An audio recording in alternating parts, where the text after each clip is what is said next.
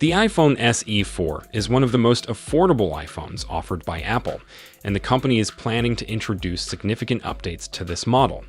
With these major upgrades, we're also expecting a noticeable price increase in the iPhone SE series this time. Let's first talk about the older iPhone SE. It's a small, compact phone with a 4.7-inch screen featuring an IPS LCD panel. It has a single 12-megapixel rear camera, which is an older sensor in Apple's lineup. Apple has now realized that it's 2024, and the last SE model was updated a few years ago. The SE series feels quite outdated in today's context. But the good news is that Apple is finally bringing some exciting changes to the new iPhone SE series, so let's dive into it. A recent leak from the Cupertino giant revealed a potential price increase for the iPhone SE 4, but there might be good reasons behind it.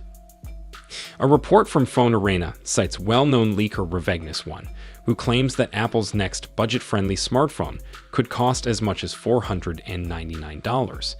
Apple aims to keep the SE under $500, but this would still be an increase from the iPhone SE 2022's price of $429. While this might seem high, it's important to consider why the price is going up.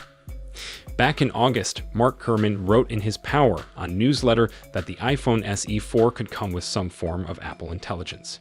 While the details are unclear, it's likely the phone will have at least 8 GB of RAM and the A17 chip, giving SE users a taste of Apple Intelligence without breaking the bank. Gurman also shared more about what to expect from the new SE. It's said to feature a design similar to the iPhone 14, with a sharper, full-body OLED display replacing the older IPS LCD panel. We've also heard from other sources that the iPhone SE 4 will come with a 48MP main camera, a huge upgrade from the SE 2022's 12MP camera.